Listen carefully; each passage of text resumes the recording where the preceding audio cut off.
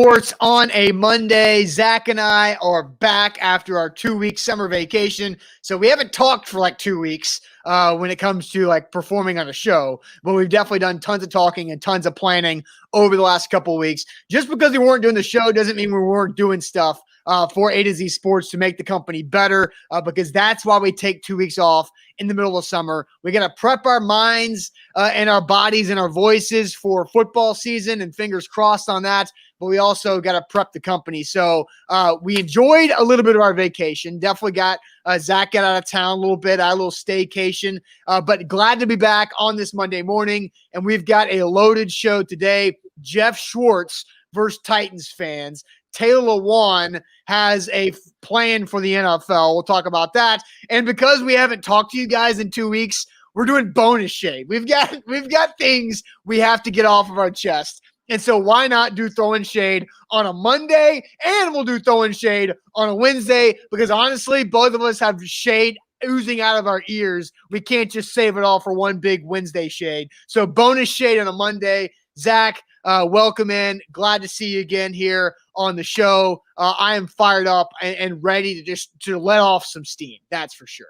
Yeah, and Chris says Zach looks slightly hungover. I actually am not slightly hungover. I haven't drank in a couple of days. I have had a couple of days doesn't mean you're not hungover, though. Plenty of cocktails over the last 2 weeks, but no, I feel refreshed. I am ready to go. I'm ready for sports to return. I'm ready to talk to you about a plethora of different topics, Austin. So no, I feel good. I'm vibrant, excited. As Austin, you said, we've got some pin-up shade, have multiple verbal altercations at a post office that I'll tell you about later in the show. And so I'm excited. Now, I also, for all you Corona bros out there worried about what's going on with Corona, I've been traveling and I feel fantastic. So smoke that, right? That's what I think. But today is about Geoff Schwartz and what he said. So we've got a big show on this Monday morning. Hopefully we can get your week started off right. Before we get started, though, officially, please share the show. We welcome Facebook, YouTube, Periscope, and Twitch, but we do need you guys to share the show. If you're watching on Twitter/Periscope, bottom right corner of your screen, share now to public. That is share now to public. Sharing is caring. We need to pop up in your Twitter followers timeline. Also for Facebook, bottom left corner of your screen, share now to public. We need to pop up in your Facebook friends newsfeed. More people will pile in over the next several weeks. And I'm ready to get this bad boy started, Austin. Yep, let's do it officially. Welcome to A to Z Sports, powered by TennesseeTickets.com. I'm Austin Stanley. He is Zach Bingham. Make sure you follow us on Twitter at A to Z Sports, like our Facebook page at A to Z Sports Nashville. We're Nashville's on-demand sports talk network, and we go live every weekday morning at 8 Central Time. Got to thank our sponsors, because they do make it happen for everything we do here at A to Z Sports. Renters Warehouse, the professional landlords in the Nashville area. RentersWarehouse.com is where to go to find out how much your home can rent for. Mandu, the pulse of fitness, because one 15-minute workout of full-body electronic muscle stimulation simulates 5+ hours in the weight room. Mandu.com. Your first workout is free. The Tucker Agency, Nashville's independent insurance agency. TuckerTN.com. CalvinandSuttle.com is where to go for your new hardwood floors and finishings in Middle Tennessee. And Zach, brand new sponsor we officially welcome to the show, the Bone and Joint Institute of Tennessee, right there off Interstate 65 and Murfreesboro Road. The Bone and Joint Institute of Tennessee. BoneandJoint.com is where to go for their services. One-stop shop for anything you want for your orthopedic and sports medicine needs. Boneandjointtn.org is where to go. Excuse me. And I do want to mention about Bone and Joint. We've had this sponsorship in the works for some months, and we're excited about partnering with them for the foreseeable future. And really, it's going to open us some really cool avenues to you guys to learn about sports injuries, right? I mean, that's one of the main reasons why we partner with them and they partner with us. They're a great sponsor. You can use them yourself if you have any bone and joint, issues going on. I've had my fair share. I've actually gone there, but we're going to talk to doctors. Football players, athletes, they get injured, and so we're going to go to the experts. We'll have different features in the foreseeable future. So very cool sponsor right there. Yes, Bone and Joint Institute TN.org is their website. More with them as the season goes on. So Zach, Geoff Schwartz back at it as he consistently has a feud with Titans fans after really downplaying a big play from Jeffrey Simmons. And I don't know if Geoff Schwartz just doesn't like Jeffrey Simmons because Jeffrey Simmons actually has the name Jeff spelled correctly or not. But this was something that fired up a lot of Titans fans on social media yesterday, because here's what started it all. Is Geoff Schwartz tweeted this. It's a quote tweet from True Maroon Nation, which is a Mississippi State Twitter account. And it's the play where Jeffrey Simmons gets his first career sack in his first game back from a torn ACL that happened before the draft as a rookie. And he sacks Phillip Rivers. And Geoff Schwartz says, well, the player who made this play is no longer on the roster. And he's talking about 99. You can see 99 right there on the screen, Jarrell Casey. But Jarrell Casey isn't the guy who made the play. It was actually Daquan Jones, who is in the end zone after forcing Phillip Rivers up in the pocket to allow Jeffrey Simmons to make that big play. So Geoff Schwartz comes back and says, I thought that was Casey over the right guard. My bad, but that's the dude who made this happen. Yada, yada, yada. Sweet pass rush move for sure. Then Geoff Schwartz follows this up by calling Titans fans delusional. Titans fans are the most delusional fan base out there heading into 2020. It's so hilarious. Went 9-7, beat a Pats team who needed me at wide receiver, dominated the Ravens, good work, and then got blasted by the Chiefs. The confidence level doesn't match the roster. Zach, your thoughts about Geoff Schwartz and his comments on Twitter towards Titans fans yesterday? Well, it's a prototypical kid throwing a temper tantrum, right? He got something wrong at first and then sloughs that off and attacks the person that had been attacking him for getting hit the premise of the tweet incorrect. Yes. And I throw this word around when I'm talking about Adam Rank or another national media outlet that just doesn't know anything about the Titans. And look, we don't expect you to know a lot about the Titans, but these hacks out there like Geoff Schwartz, they come in there with hot takes, but they don't understand Titan football, right? They may understand Redskins or Eagles or Cowboys. Formerly Redskins. Yeah, well, formerly Redskins. That's a whole nother topic. But they don't understand the Tennessee Titans because it is a small market. Now, we cover them and have for the last decade plus, at least for my end, and they don't understand it. You can't get something wrong, get your ass called out for it, and then just attack a fan base just because. It makes him look like a national hack, and there's a lot of them out there, right? And when you talk about the Titans, I don't mind you talking about the Titans. And look, a lot of national media outlets were forced to talk about the Titans because of what they did in the playoffs. Good job against New England. New England was still a good team. They still had Tom Brady. They didn't have great wide receivers, but the Titans still won that game. That was a 12-4 game. The Patriots were 12-4, and and you can talk about the Patriots and say, how good were the Patriots and how good was that defense really, because they played against off the worst quarterback schedule in the entire NFL. No, I'm not done. The fact that he just completely looked over the Ravens win by saying good work or good job. Yes. Like, are you kidding me? You're a hack, Jeff. I'll start. That claw game, I'm really good at the claw game where it just comes down, you grab the stuffed animal and you put it in. Kids go crazy for it. I am now grabbing Geoff Schwartz and I'm putting him in the same place of Adam Stank Rank. Hack City. This guy doesn't know anything about the Titans. He should shut his trap.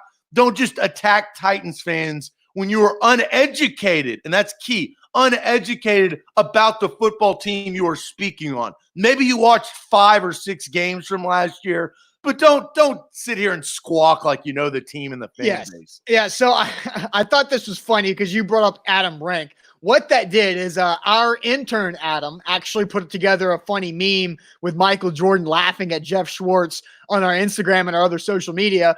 And that got both Adam Rank and Geoff Schwartz going back and forth with you guys, Titans fans, on our Instagram comments. That was my favorite part of this whole thing is, yes, we got you guys because we got Adam Rank. Because I think somebody on our Instagram confused Geoff Schwartz with Adam Rank. And so that happened yesterday, which was very funny. But here's what we want to get you guys more involved, because yes, we've got Hunter says Zach bringing the fire on a Monday. We've been off for 2 weeks, right? So we are busting at the seams with opinions and energy. And so now we want to get you guys more involved. And we want to ask you, what's one word to describe the Geoff Schwartz Titans take? What is one word, in your opinion, to describe the Geoff Schwartz Titans take? That's what we're going to get you guys more involved with first. But let me tell you about our brand new sponsor, the Bone and Joint Institute of Tennessee. Guys, this is where you need to go. It says right there, do not fumble on your recovery. If you need sports medicine or orthopedic care, they got you. The region's destination for comprehensive orthopedic care is the Bone and Joint Institute of Tennessee. Boneandjointtn.com is where to go. All services are in their beautiful building. And you can see their beautiful building right there on your screen. It's unbelievable. So check them out. Boneandjointtn.org. Boneandjointtn.org. They've got everything for you when it comes to sports medicine. So check them out. Bone and Joint Institute of Tennessee. Yeah, we're going to get to your comments. Special shout out to Buck for filling in for us for the last couple of weeks. Yes. Make sure you tune into a 615 Sessions. His podcast is awesome, along with all of our podcast network podcasts. Big Orange podcast, Tighten Up podcast, and the Preds Nashcast that will return soon, as hockey now is being brought back into the mix here in a few weeks. Let's get to your comments, though, because the question that we've asked is, what's one word to describe Geoff Schwartz's Titans take? And we put that up there on the board, saying he thought it was Jarrell Casey, but it was really Daquan Jones. Messed that up, half-ass apologized, and then just completely attacked the Titans fan base for being delusional heading into 2020. So Donald says dismissive. Victor says ignorant. Tyler just calls him a clown. Captain Kronk says he's absolutely lazy. Yeah, that's a good one. MTL Titan says jealous. Dat Boy says fool. Nico says bozo. Titans for Life says irrelevant. Calvin comes with a clown. Jared says ignorant. Salty from Tyler. Typical there from Ethan. I like that one because it is typical from hacks in the national media who don't understand about the Tennessee Titans. Calvin says dummy. Corey says uneducated. Coy goes with the clown emoji. Dom says fired. Johnny Lee says who? Doesn't even know who Geoff Schwartz is, which is a funny take on it. I respect that. Sure, yeah. Pam says ridiculous. Blasphemous from Ronnie Sneed. Jacob says garbo. Doesn't even go garbage or garbage. He goes garbo. So he'll get a like for that. That's like a baseball player would say garbo. Yeah. You know? Elizabeth saying unreliable. Cody saying hack. Ronald just saying dumbass. I saw Brooke saying expected. Our fan base and team have never gotten respect. So there's a lot of really good. And then Tyler says not a Titan watcher. There should be like 3 missing hyphens in that to fit the one word answer there. So Zach, we've read a lot of one-word answers from the Titans fans watching the show. What is your one word to describe Geoff Schwartz's Titans take? Well, you know what? I'm going to have to actually give credit to Geoff Schwartz because I will. I will. Yeah. My credit is he has my word. This entire take is delusional. No, that was going to be my word. We haven't done a damn show in 2 weeks, and now we both come back and use the same freaking word? That's not how this works. I didn't know your word. That was going to be my word. You should have gone. You should have taken the word then instead of asking me. Yeah, but I had been talking for a few minutes, so it was an easier transition to throw it back to you. So you can take delusional. I'll just think off the top of my head. But that's it. It is delusional. That is defined delusional, characterized by or holding idiosyncrasies and beliefs or impressions that are contradicted by reality or rational argument. That is the definition of delusional. That's what Geoff Schwartz has done. It's pretty impressive. He has taken an argument to start about Jeffrey Simmons, in which we have not even really brought up. No, we haven't even gotten that completely and utterly incorrect. Apologize for it very slightly, washed over it, and then attacked a fan base with no rational thought behind it. That's delusional. That's the take. That's why Geoff Schwartz has been crane gamed into Hack Central. So the word, I think delusional is the best word because he used it and he is delusional, but he's absolutely ignorant about the Tennessee Titans. His whole thing about the Tennessee Titans is absolutely ignorant. It goes beyond he's ignorant about Jeffrey Simmons, because let's not forget the play that he's talking about with Jeffrey Simmons right here that started this whole thing. Jeffrey Simmons was a rookie. This was the first game that Jeffrey Simmons had played in the NFL, and he's not a normal rookie. Yes, he's a big-time talent, and we know that. But Jeffrey Simmons was coming off of an injury where Bucks talked about he's heard from people inside that building that they thought Jeffrey Simmons was at 70% last year.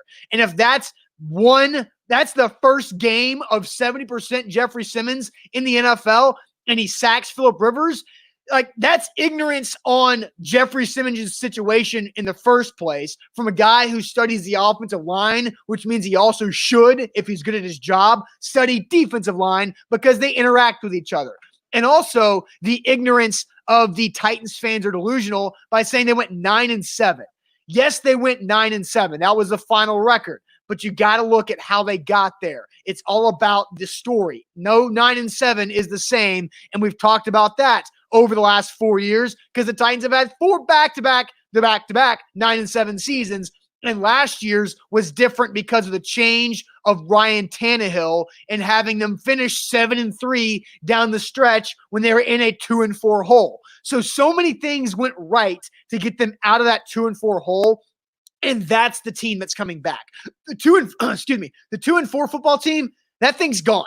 Mariota's gone, and Delaney Walker was one of the leading receivers at that point. He's moved on. So a lot of things have changed from October of 2019 to July of 2020. And I think Geoff Schwartz is both delusional and ignorant when it comes to Titans. So the first thing that I thought of, honestly, Austin, when I read this whole thread, because I actually got to it late because I was doing other things yesterday. Yeah. And so I digested it fully, right? I didn't see it when he first got the incorrect take, right, about Jeffrey Simmons. But if you're playing a game show, this is truly how I felt. And I wanted to read this out loud to him. What you have said is one of the most insanely idiotic things I have ever heard. At no point in your rambling, incoherent response were you even close to anything that could be considered a rational thought. Everyone in this Twitter room is now dumber for having listened to it. I award you no points. And Geoff Schwartz, may God have mercy on your soul. That's what I felt. That's great. It's beautiful. It's absolutely beautiful. And that's what I said on Twitter. I said, dude, you got. Titans fans called your ass out, and then you calling them delusional for calling your ass out makes you look even worse. He should have just gone home and shut the hell up for the rest of the day about the Titans because he made a mistake. And look, we all make mistakes. Everybody who talks into a microphone or tweets or does anything, everybody makes mistakes when it comes to analyzing something, right? So just suck it up, swallow your mistake, say, yeah, I messed up. Don't just act like a 10-year-old child and call them delusional for calling you out because that was appropriate. And we've talked about this many a times. My favorite superhero villain is the Joker. It's the Heath Ledger version of the Joker. And the scene where he just burns the money for no reason is one of my favorite scenes because psychologically that doesn't make any sense. Yeah. That's why I loved watching this. So what did I do?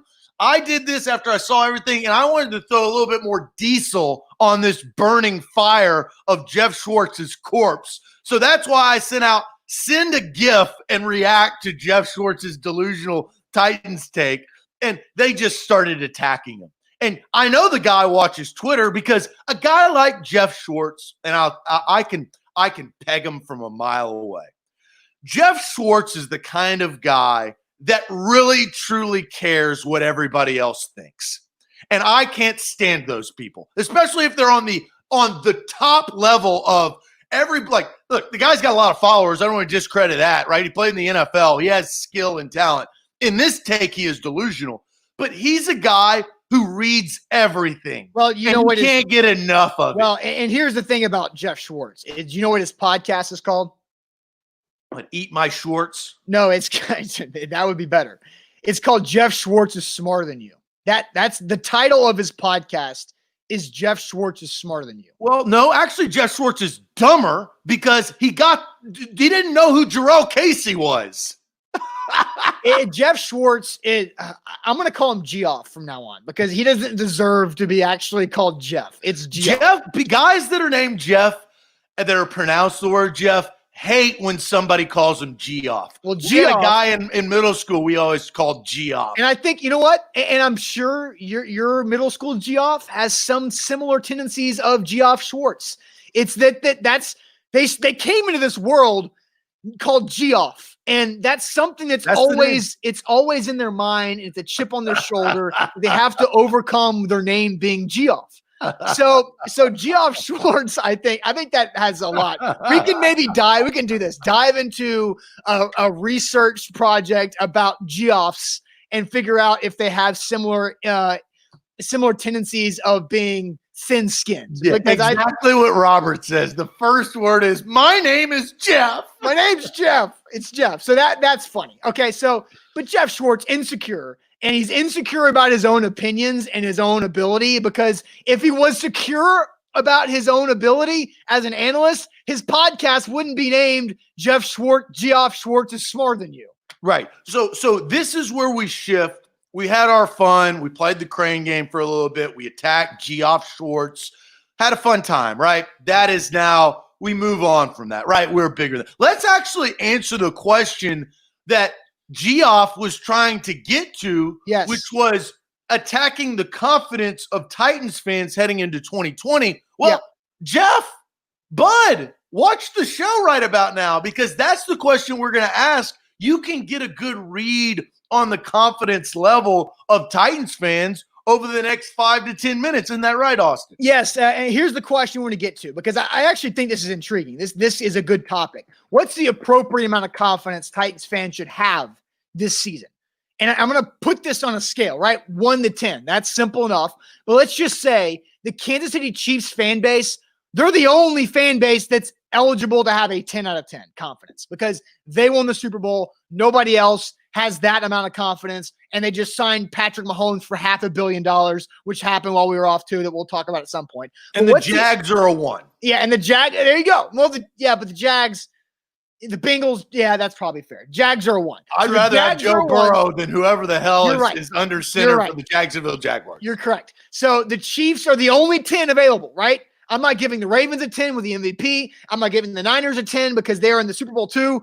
But what is the appropriate confidence level that Titans fans should have coming into the season, 1 through 10, with the Chiefs fans being a 10? But first, Zach, tell people about the Tucker Agency and how they can help them right now. Yeah, absolutely. Look, we're still in coronavirusville, and we're going to be in there for a little bit, and things have been testy over the last couple of weeks. I've been around. I feel good.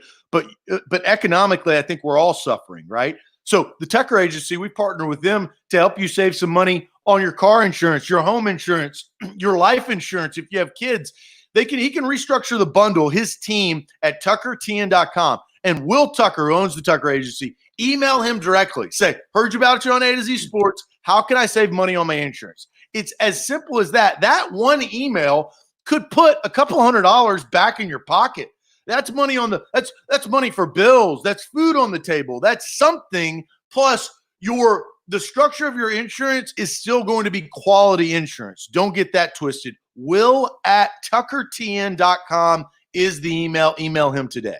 All right, A to Z Sports. Don't forget this summer, AZ30 for 30% off anything you want at shop.atozsportsnashville.com. We've got hats, shirts, long sleeve, short sleeve, pullovers that are great and comfy, polos, golf shirts as well. Shop.atozsportsnashville.com for code AZ30 for 30% off. Anything you want right there, AZ30 is where you need to go. I saw in the comments Drew Hennessy went Woj bomb on Geoff Schwartz with an MF. there that maybe we'll talk about later on. So what's the appropriate confidence level for Titans fans going into the 2020 season? Because the Chiefs, their fans are at a 10. You're laughing about something. I know you want Well, I'm laughing about the fact that dropping the F-bomb is the new Woj bomb, right? Like there was perfect. Like I'm not talking about the ins and outs of why it happened. Yeah. I'm talking about like when somebody says F you, it's really a Woj bomb. It's the new Woj bomb. I love it. I think that's really, really funny and comical. Thank you. All right. So what's the appropriate amount of confidence? Chiefs fans are at a 10. Jags fans are a 1. Where is the Titans fan base? Stephen Wood says 6. Uncertain pass rush. A.J. Brown will get a big attention. Tannehill might not be as dynamic. That's a little lower than I expected. Hunter says 7, but if the Titans get Clowney, then it's an 8. Ronald says 7. Still question marks on the defensive line, coaching, and if Tannehill can repeat what he did last year. Ian going super decimals, 7.654. They can win the division, therefore secure a home playoff game.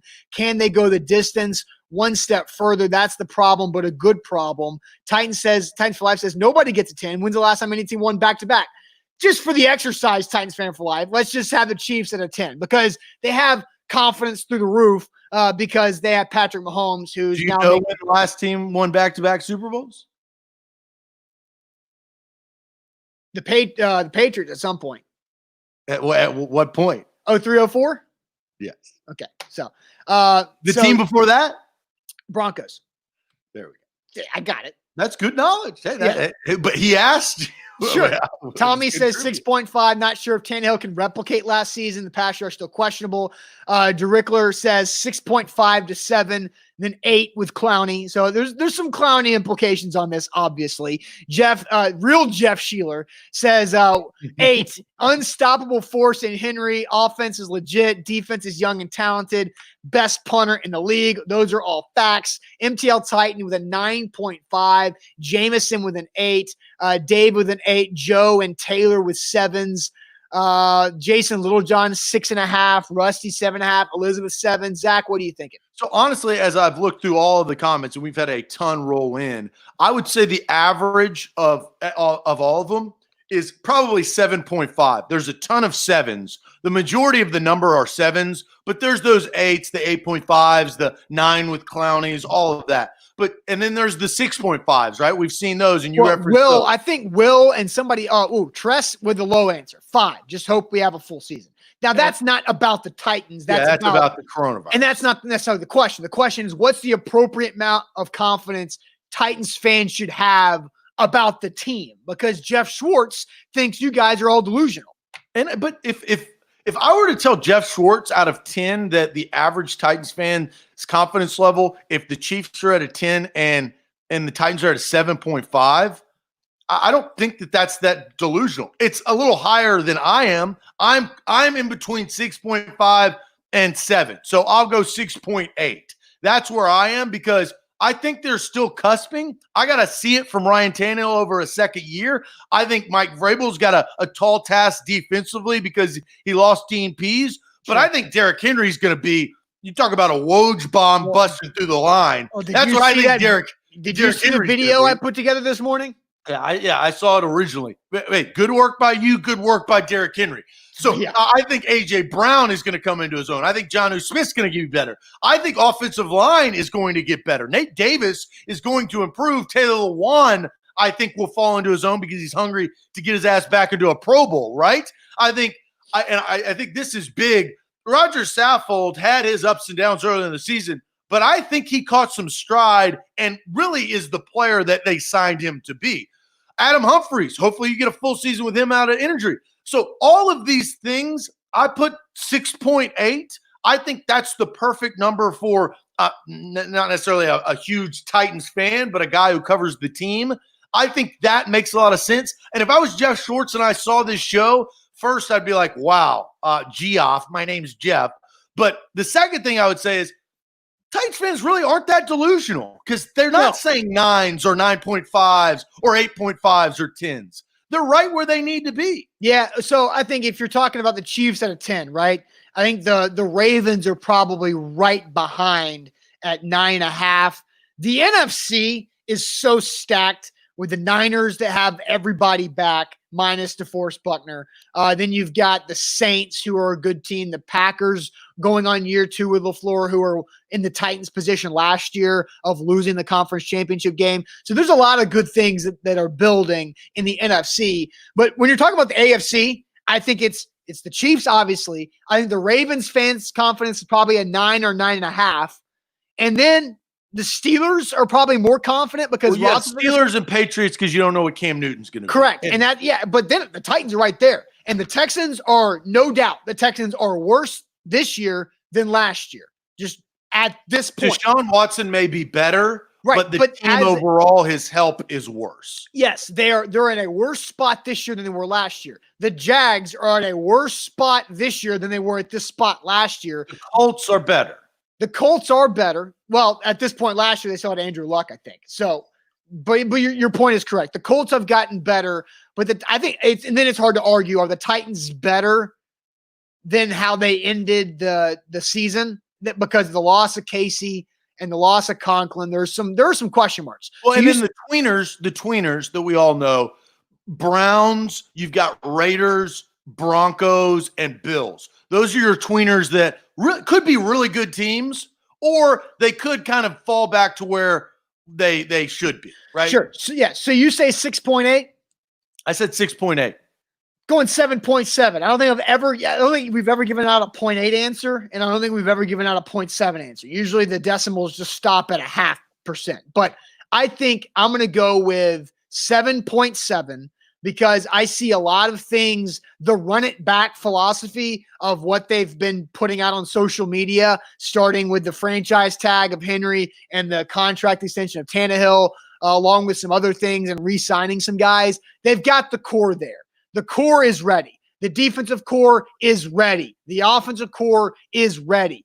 Nate Davis got a lot better throughout the season. Roger Saffold and Lewan, that's like offensive line porn, is watching those two guys work on the left side together. I really do like the future of the Titans. The window is here. So I'm going to say a 7.7. The only reason I'm not an 8 is because losing Jarrell Casey is a big miss, right? Or do you mean Daquan Jones? Yeah, right. Yeah. Or do you mean Jarrell? I just want to make sure that you know. Right. No, I know the difference on like Geoff, but okay. But Jarrell Casey is still gone, and that is very impactful. Logan Ryan is gone, and he is also very impactful, although Malcolm Butler officially off IR, Buck, and he's ready to go out there and cover some people down. So yeah. I think I'm at a 7.7. So I think that Clowney would bump me up to an 8.5. And here's the issue, man. Here it is. Geoff Schwartz couldn't name everybody on the roster. He couldn't. And I'm not like, I can't name everybody on the Los Angeles Chargers roster. Like, I can't, right? That's not my wheelhouse, right? Now, if I was an NFL national analyst, best believe I'm going to be putting in the work to be better than everybody else. And my podcast not going to be eat my shorts. But the problem is calling a fan base delusional, but not being able to be educated on said team of who you called out is a problem. It's just that it's called hypocrisy. He's a hypocrite. Yeah. So that is my issue. The people that have voted on our show that follow us, all of our thousands of followers or however many we have, it comes down to they know the team. Now, they're fans of the team, which I understand. Look, I think that there's a window where I said it was a 6.8. Titans fans were closer to a 7.5 or where you are. I think that's the gap of fanship in the Titans arena. But they're not far off. If we would have seen 9s and 10s, I'd have been like, damn. We saw like Geoff is right. We saw but 1 Geoff 9.5. Wrong. Geoff is wrong. 1 9.5. And Turner says, just got in. What's the summary? So the summary is Geoff Schwartz did this. He said, well, the player who made this play is no longer on the roster. He thought Daquan Jones was Jarrell Casey. Daquan Jones made the play that allowed Simmons to get the sack. So Geoff Schwartz came back and says, thought that was Casey over the right guard. My bad. But then he comes back, and instead of just that being the end of it, because that should have been the end of it. But then Geoff Schwartz went and did this. Titans fans are the most delusional fan base out there heading into 2020. It's so hilarious. Went 9-7, beat a Pats team who needed me at wide receiver, dominated the Ravens, slide in, good work, and then got blasted by the Chiefs. He should say by my brother's Chiefs. And then the confidence level doesn't match the roster. Because that's something we also have to remember is that Geoff Schwartz's brother is way better than him. And he's Mitchell Schwartz, who is one of the best, if not the best, right tackle in the NFL. And Geoff Schwartz is biased towards the Chiefs. The Titans did not get blasted by the Chiefs. They were up by 10, and then Patrick Mahomes does $500 million player things and just made everybody look stupid a few times, and they won the Super Bowl. Like they lost to the Chiefs by the same amount of points that the Niners lost to the Chiefs in the Super Bowl. So did the Niners get blasted by the Chiefs? No. It was just the Chiefs are a really good team. It's like he's sucking off of his brother's teat. Yes. It's exactly. Slightly incest, not full, but he's taking advantage of the quality of player his brother is and saying, eat my shorts. Come on. Yeah, and you're right. Titans for life says, don't forget that Titans did split with the Chiefs last year. And Turner's look, the Titans got blasted in the second half by the Chiefs. It wasn't close. They weren't coming in. They didn't have the firepower to come back. That's right. But just to slough over the fact of the Ravens win, who's the best team in the AFC with the most valuable player on their team, and the Titans defense stopped his ass on fourth down however many times, that's the issue. And then the Patriots beating Tom Brady in the last game he will ever play in a Patriots uniform in New England. That's not easy. It's not the Patriots team of a few years ago that won the Super Bowl, but it's not some like a 9-7 team that was limping into the playoffs. They were 12-4. I know they lost to Miami the last game of the season, but the Titans were trending and they met in New England and the Titans won in a drag it out type game. Like the pick six by Logan Ryan inflated the score. That wasn't the true, and I hope Geoff Schwartz would have watched that game. It got me the money line too. And I hope he would have watched that game, but if he would have known that. Yeah, so I wanted to go to a last thing on Geoff Schwartz, and then we'll move on, we swear. This is from Finnish Titans fan. I saw this on Twitter. It's a good response to Geoff Schwartz saying the Titans fans are delusional. Here's the tweet. Quote, good analysts don't need to deliberately step on people's toes as a cheap way to be engaging. And that's exactly what Geoff Schwartz consistently does. And who else does? Adam Stank. Adam Rank, yeah, and a lot of other people. So, but I thought that was a really good tweet. Stephen A. Smith, who I think has credentials in the NBA because he is involved. He does know people. I'm not going to discredit that. But Stephen A. Smith does the same thing to Cowboys fans, right? It's a shtick. Yeah. Like, and I don't respect people with shticks. Like, and you will know, and take this, right? For everybody that knows this show, we're going to do Pinup Shade. I treat my life just like I treat this show. Now, am I heightened when we talk about Adam Stank and Geoff Schwartz? Yes, I am. But this is real. And I feel like Eat My Schwartz is fake. I think he's a big fat phony. All right, A to Z Sports here live on a Monday, back for the first time in 2 weeks, having a great show. We're just like literally halfway through the show. So we've got a lot of stuff to do, still a couple comments and a couple topics to go over, plus bonus shade at the end of the show on a Monday because we've had shade for 2 weeks and we haven't been able to get off our chest. But before we get to that, we have to talk about Taylor Lewan's plan for the NFL, which I thought was pretty good on Twitter over the weekend. But first, let me tell you about Mandu, the Pulse of Fitness. Look, I took 2 weeks off from the show, but I didn't take any time off from Mandu, the Pulse of Fitness, where one 15-minute workout, a full-body electronic muscle stimulation, simulates 5+ hours in the weight room. And guys, this pandemic is getting crazy. We're about to talk about it with Lewan. Your gym might be closed or have restrictions, or maybe you don't feel comfortable going back to your regular gym. But Mandu is the perfect fitness program for this pandemic because it's by appointment only. There's going to be maybe max of one other person in there working out with you. So it's almost a one-on-one or one-on-two workout program. Mandu.com. It takes 15 minutes of full-body electronic muscle stimulation. The results are real because the science is real. Mandu.com is where to go. Your first workout is absolutely free, so check it out, mandu.com. A to Z Sports. If once sports comes back, we are waiting. Until then, 30% off. Shop.azsportsnashville.com. Get you some gear. That hat, 30% off. I think that's like $20. It's a really good deal. Yes. 30% off. AZ30 is where to go to get your A to Z Sports swag. All right, so Lawan is already trying to lead NFL players and trying to return from COVID-19 for the season. And I think this is important because remember, when Lawan talked to the Titans media over Zoom a couple months ago, he talked about wanting to take a bigger leadership. And I think what he's doing, I can already see it happening, even though there's nothing happening on the field right now. But Taylor Lewan in a Twitter thread was talking about the UFC fight over the weekend and how that sport has been able to get back into things and be successful with that. Now, obviously, when you have one fighter versus one fighter, you understand that's a lot easier. But Lewan's bigger point that I think was more important is this. It's 6 months and talking about putting the NFL players in a bubble. Now, there's a couple of grammatical errors in this because it's still Lawan, so I do want to say that. But it's 6 months. It would be hard, but people sacrifice way more for way less. We can't complain about the circumstances. Everyone is suffering, but we can figure out a way to make it happen. We still get to play a game that we love for people who love it. Thoughts. Then he continues. Frontline workers don't get to see their families as I've seen them quarantining in trailers and in their driveways. People who fight overseas are gone for much longer periods of time with way higher risks of not going home. Use the wrong C's there.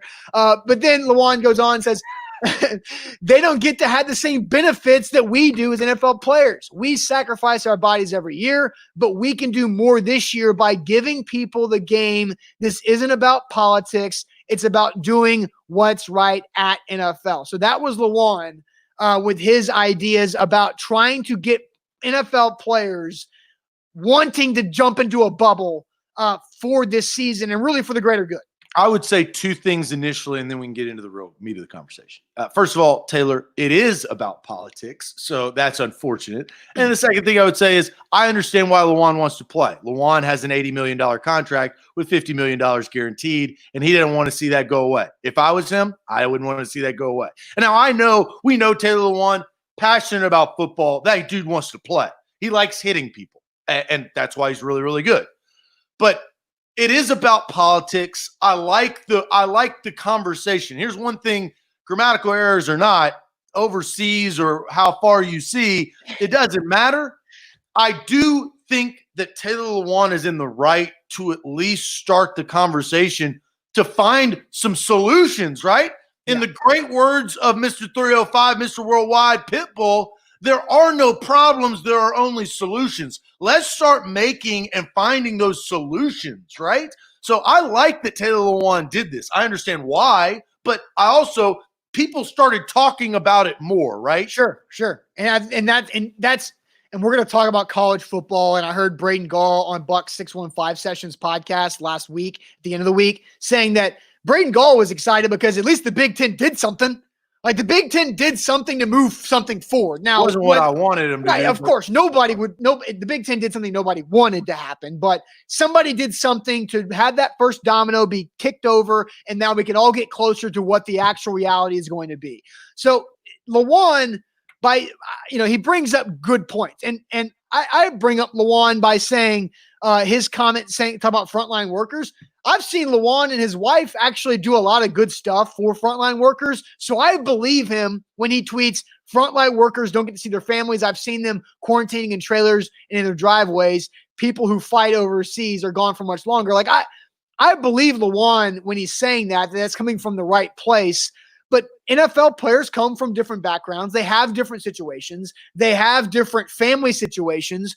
And going into a bubble for 6 months, 6 months is a long time. Zach, it was 6 months ago when the Titans beat the Ravens. That's good work. That's 6 months time, right? So so that's a long time. So I think the next thing is how can the NFL do this, and what's that bubble going to look like, and how comfortable are these players going to be going into a bubble for that long of a time where family interaction is very restricted. How bad do you want it, right? And I've said this. I think all of everything has changed, right? Like we've been through this. The world has lived through the coronavirus as shut down central. Remember, we couldn't go anywhere. Stay in your house, stay apart. Then we come back. Then it starts to rise. Masks become a deal. All of that stuff. I have changed throughout the course, and I've now for the last several weeks, I don't care about the fans. I just want to see football. If there are not a single fan, if it is covered in advertisements, I don't give a rip. Right, but I want to see Tom Brady in a damn Buccaneers uniform.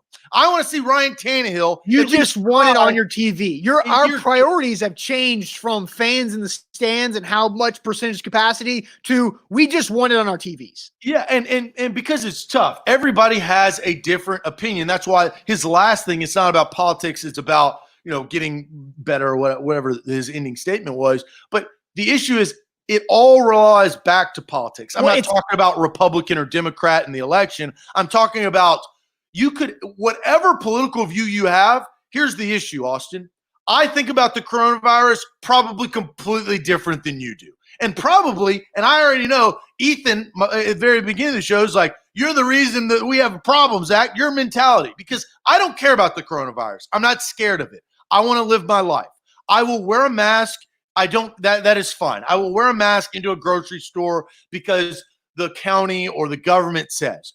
But the mayor of Nashville is a psychopath that is making some bad decisions. Now, that's a political point, but overall, we all have different views of this virus. The death rate has gone down. Testing has gone up. More cases have been positive because testing has gone up. But everybody thinks about it differently. When it comes to sports, let's make sure that the players are safe. If fans don't have to be in the stands, that's fine. We can sacrifice the fans because we have television.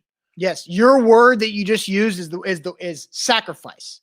It's all about what level of sacrifice are you willing to make? Because we talked about this when we had a meeting last week. Like nobody wants to wear a mask, but I'm sacrificing my ability to breathe better, which I'm fine. Like it's not that big of a deal. But right, it's not that big of a deal. But what level of sacrifice are you willing to make? Because Jarvis says family situations are the same in the military. In the military, you go away for a long time, right? And you go on a deployment for 6 months, a year, however long that is. But you knew that was the sacrifice that you signed up for. In the NFL, you signed up to sacrifice the longevity of your body, but did you sacrifice not being able to see your family for 6 months? Not initially. That's a new sacrifice. And then somebody else brought up here in the comments, Titans for Life says, if I was expecting a child in September, would I do it and wait 6 months to meet my child? Now, I think there would be some situations where, and Lawan talked about this in one of the tweets in the thread, that you would have like once a week or bi-weekly or even monthly family day where families tested, you get the results back, then those families go hang out with their player family member for the day or whatever to have some of that. But and I don't know this. And if somebody asked me this on Twitter, would I go into a bubble for 6 months? And I didn't answer it because I thought it'd be good for a show conversation, is would I be comfortable going into a bubble for 6 months, not seeing my wife, not seeing my parents, not seeing my grandparents, not seeing my mother-in-law or any of my brother-in-law, my extended family or friends? Would I be willing to do that for my salary? And the alternative is kind of zero salary. And for the NFL players, it's either you go in this bubble, hypothetically, you get paid to do what you do, or you don't, and you don't get any money. So it's you have to think about that. And you have to, I would have to have long conversations with my wife and family members about, is it worth it? And I don't have that answer right now because I haven't had those conversations yet. But NFL players are probably going to start having to have those conversations. Yeah, no, they absolutely are. And Tommy says NFL players also make tons more than the military. You're absolutely right. Like there are this hypothetical, right, is very difficult because it is apples and oranges. It's not the same. And Rob brings up he has kids, so no, that influences him. And everybody has the right. Look, we're not getting into politics. That is not. And Diane jetted early because she goes, oh my God, you are stupid. I'm out. Diane, thanks for watching. Bye. But like, everybody has the freedoms, right? America is free. That's the best part about the United States of America is you can choose what you would like to do. So you're not forced to go into this bubble. NBA players are not forced to go into their bubble in Orlando or the NFL. You have to make hard decisions. Here's where I think the separation, Austin, is when you make a big decision, if you're buying a house or buying a car or doing something, you sleep on it and you weigh the pros and cons. Are you more concerned about the virus, or are you more concerned about your family and your lifestyle changing where you can't see your loved ones, right? Because military, if you want to compare it to that, they go over there and they weigh not the virus, they weigh death and being shot, right? Yeah. In a gruesome way of a possibility or friendly fire or bomb or shrapnel, whatever it is. They weigh that on top of knowing they're not going to see their family. Now, this is day-to-day life. There's a huge difference between civilians and military servicemen. And my hat goes off to everybody that has ever served in the military, that you're more of a man than I am or woman than I am, because that's not my mindset. That's not what I'm good at doing. That's not what my life path have chosen. But that's, I think, here's my question to you, Austin. Do you think these players are scared of the coronavirus, or they don't want to leave their wife and children? All right, I'll answer that. But before I do, tell the people about Calvin and Subtle, and we'll get into more of your comments about, are the NFL players more afraid of the virus, or are they more worried about their families? But first, Zach, calvinandsubtle.com. calvinandsubtle.com is where you need to go for new hardwood floors. Very simple. 615-448-6414 is the phone number. Give them a call. If you need new hardwood floors, you've probably been stuck in your house for the last several months, or at least been in your house a lot more than you have been in the past. calvinandsubtle.com can hook you up. 615-448-6414. They've got luxury hardwood floors. They have cost-efficient hardwood floors. So you can get it. They're trusted right here in Nashville. That's why they're a sponsor here on A to Z Sports. If you're getting new hardwood floors or finishings, calvinandsubtle.com. All right, A to Z Sports. Hey, guess what? Guess what just happened a few minutes ago? Our guy Michael Phillips on watching the show just bought a hat. He used the promo code AZ30 and he saved 30% off. So I just got the email, Michael Phillips. Thanks for your order. That's good salesmanship right there. Exactly. Yeah. I mean, you sold a hat like on the fly. AZ30 for 30% off any of your orders at shop.a2zsportsnashville.com right there. Shop.a2zsportsnashville.com for those. So you asked the question, and Sal says, I'll be ordering that today. Attaboy, Sal. Look, I just making moves. And look, way to go, Sal. I washed my hat yesterday because I've been sweating in it too much over my 2 weeks off vacation, doing things outdoors and having fun. So the hats are great. But you asked the question, do you think NFL players are more scared of the virus or worried about their family situation? And this is just, I don't know. I haven't polled NFL players, but I feel like this has everything to do with their family situation. And that is a big deal. And I can't tell anybody else how they should or shouldn't feel about their specific family situation. But is their family situation, are they scared to go get the virus and die, or come back and give the virus to them? Is that the family situation? Or are they just, I don't care about the virus. I'm 33 or 24, whatever it is, and I'm going to go there, and it's just about getting through 6 months of not seeing my family. And I think getting through 6 months of not seeing my family, not seeing my wife and kids, or whoever you have in your family circle, I think that's a lot of it. And so I don't, if a player says, look, my situation, I can't play this year, then more power to them. I'm not going to judge anybody who decides to not play. So look, family, family. My sister is watching the show right now. Shout out to Brittany Bingham Chambers. I think brings up a very, very good point. Says it's up to us as fans to respect if the named player chooses to walk away, right? If you choose to walk away. But here's the important part about the comment. Big sis coming in the clutch.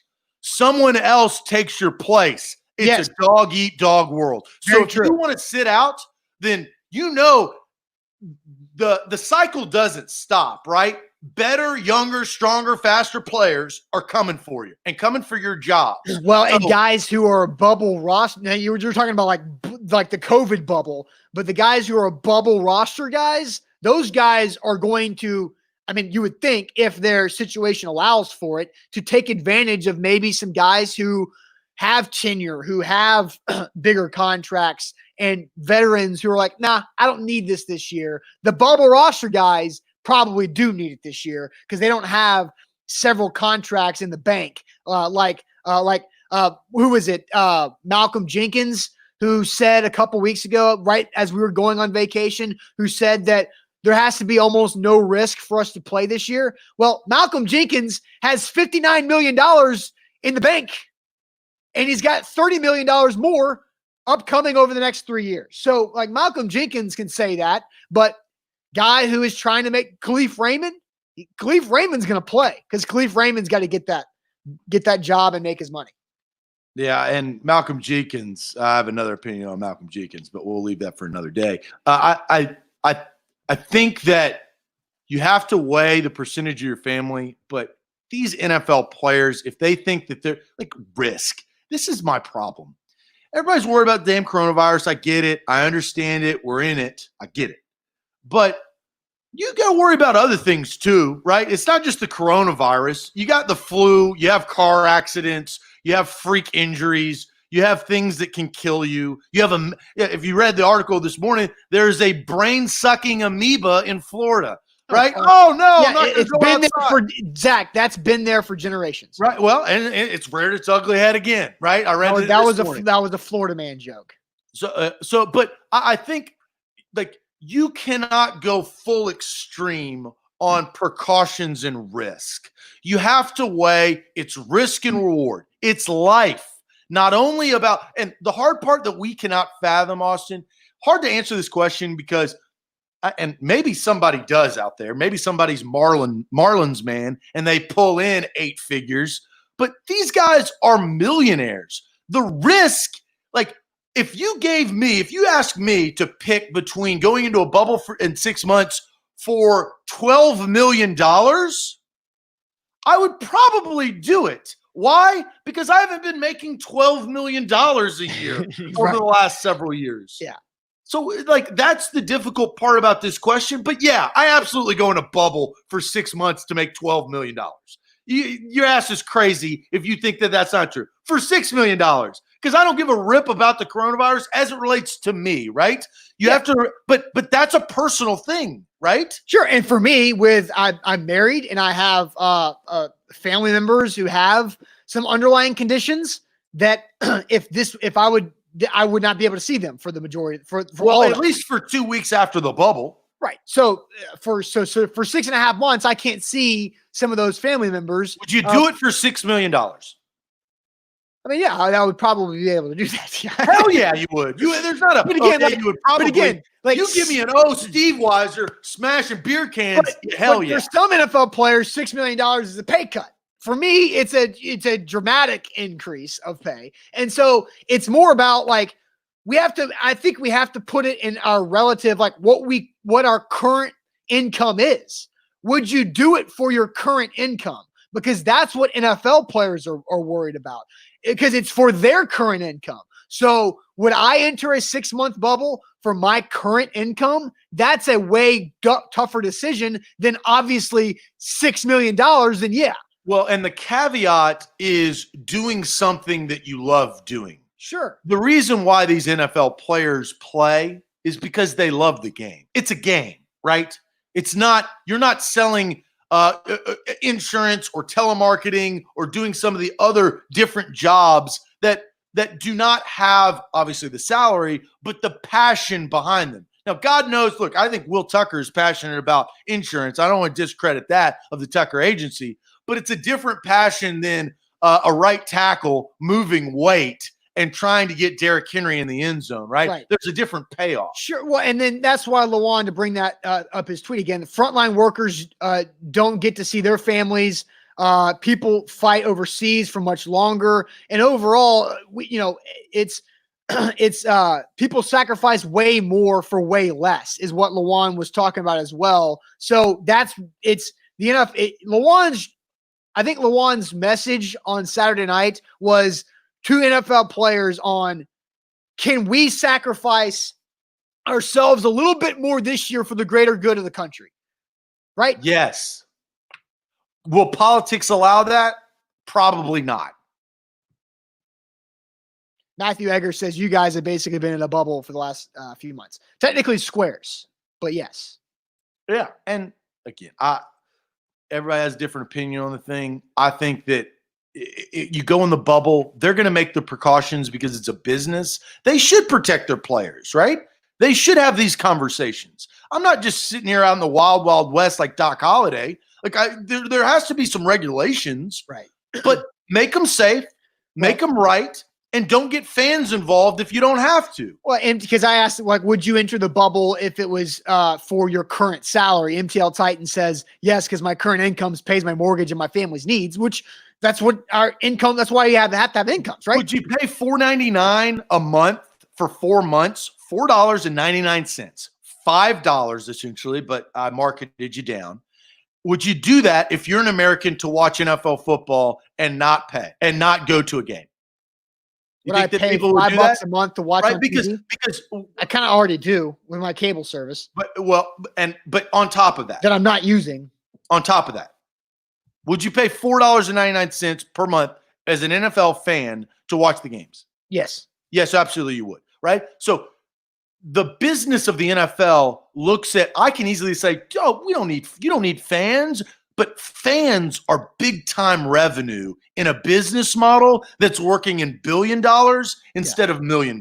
Correct. So that, like, they have to circumvent and find a way to recoup that revenue. And I think everybody would pay $4.99 for 4 months if that was like, I just pulled that out of my ass, but they would do it.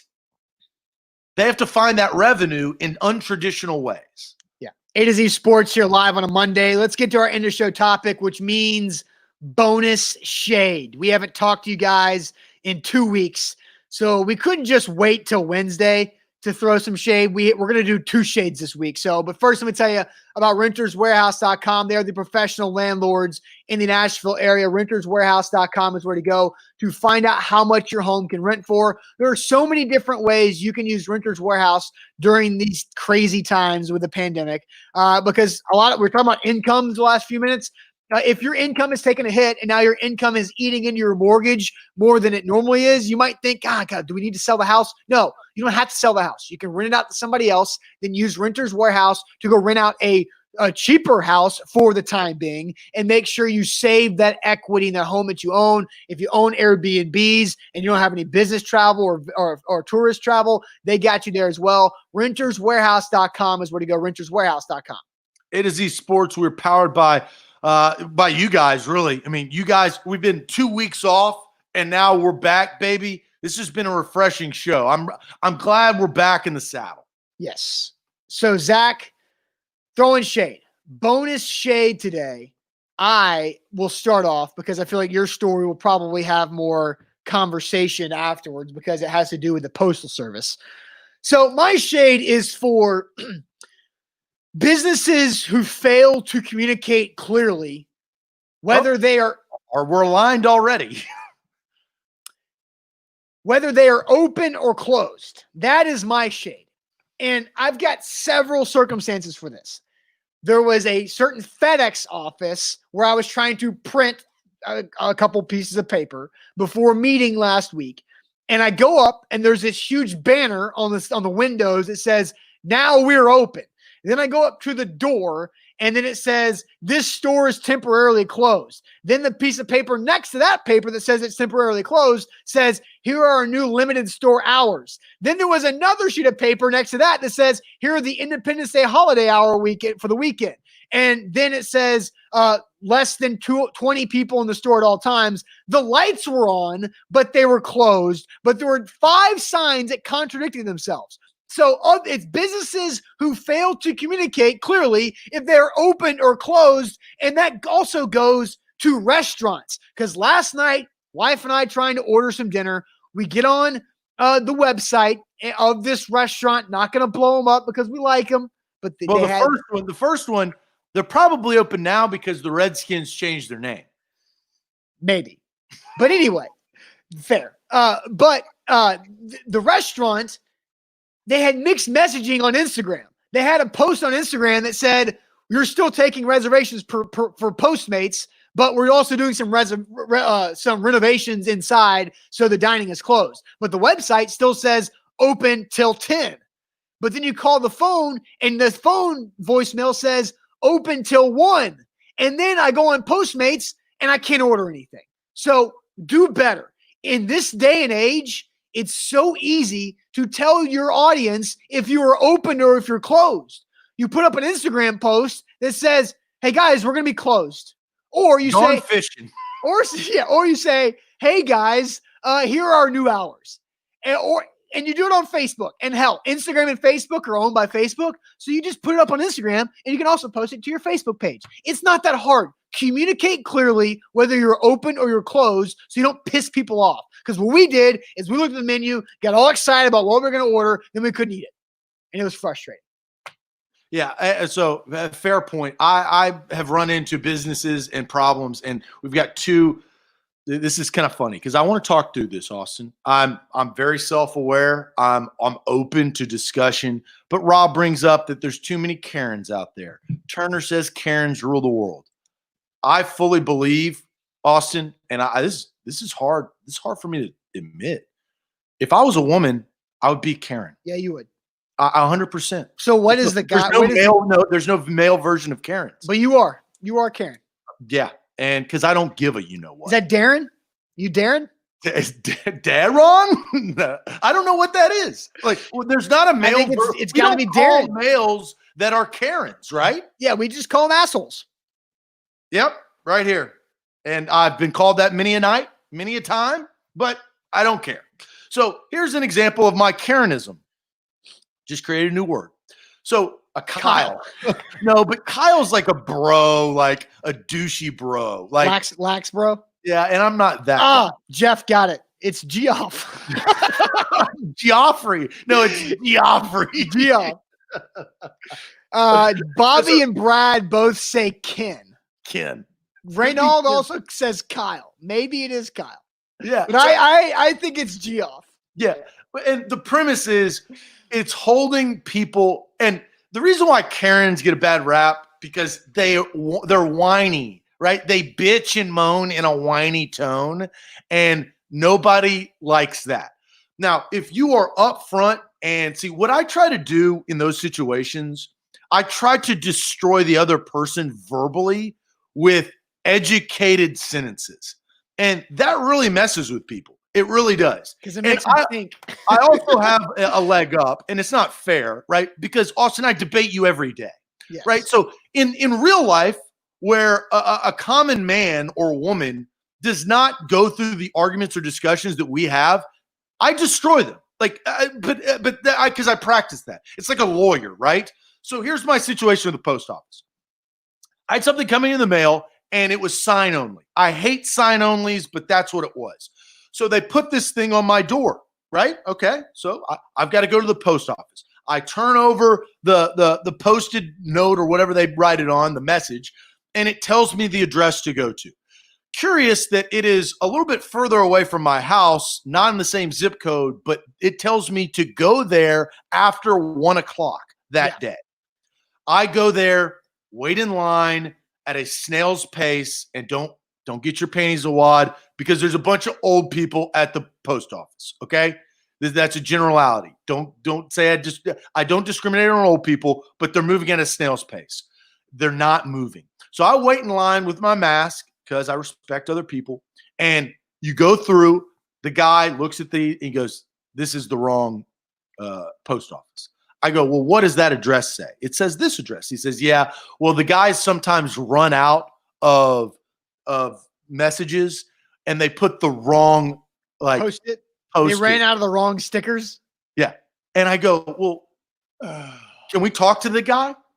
Like, who's the guy that put this post-it on my window?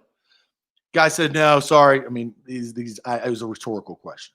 So he goes, I hope you have a good day. And I go, well, I would have had a better day if your boy didn't run me around in circles. All right. That's the first post office. I'm not even to the crux of the story.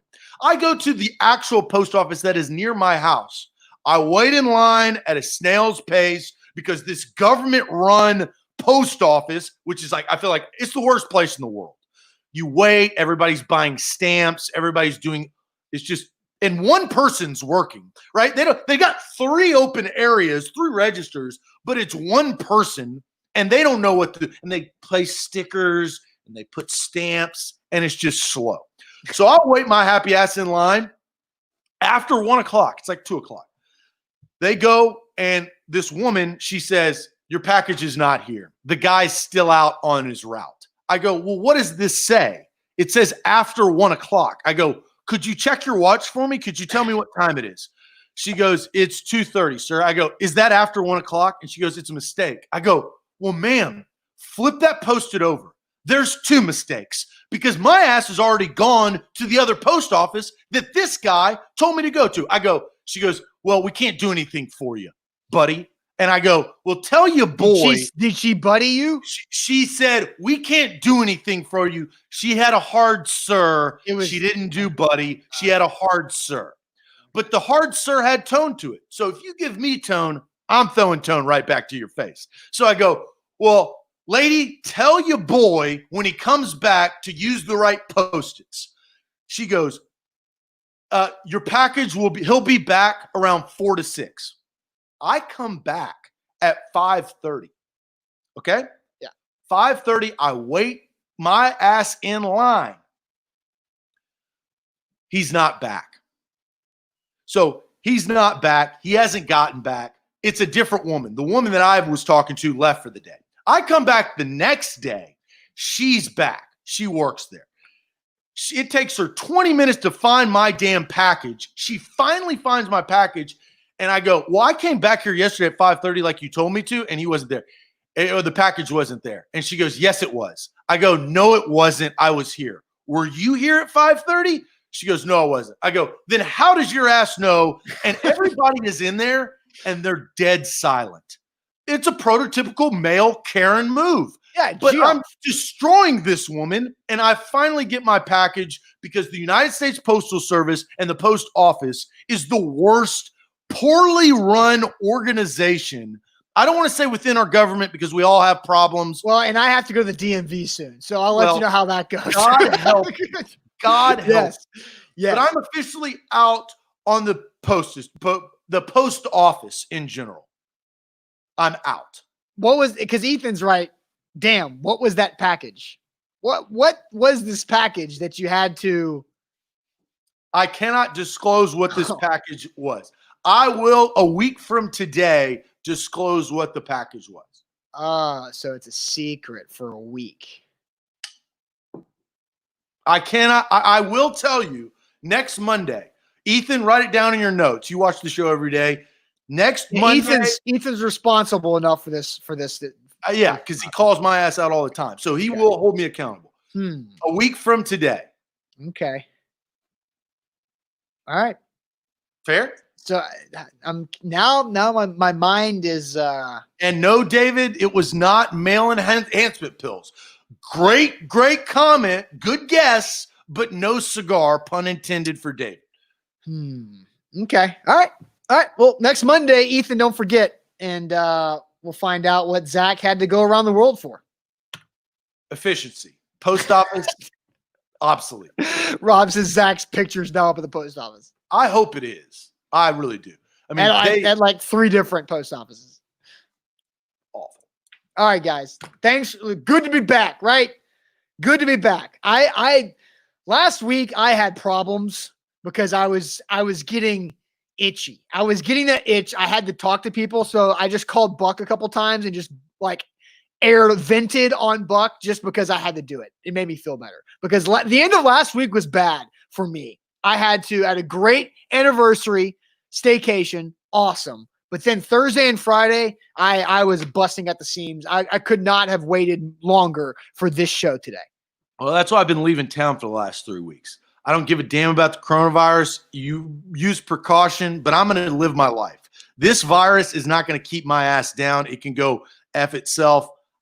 And so that's what I've been doing. So I feel great. But I needed today's therapy show. I needed it. I needed to blast I'm glad we're back. Yeah. But I'm ready for sports to get back so we Sure. can really start rocking and rolling. Yes. All right, guys. Have a great Monday. We'll see you tomorrow morning at 8. Buck back tonight. A to Z Sports Prime Time back in its normal 8 p.m. slot Central Time. Thanks for watching, guys. Podcast Network as well, wherever you get your podcast. Shop.A2ZSportsNashville.com. Promo code AZ30 for $30 or 30% off your orders there at shop.A2ZSportsNashville.com. Thanks for watching, guys. See you later. Adios.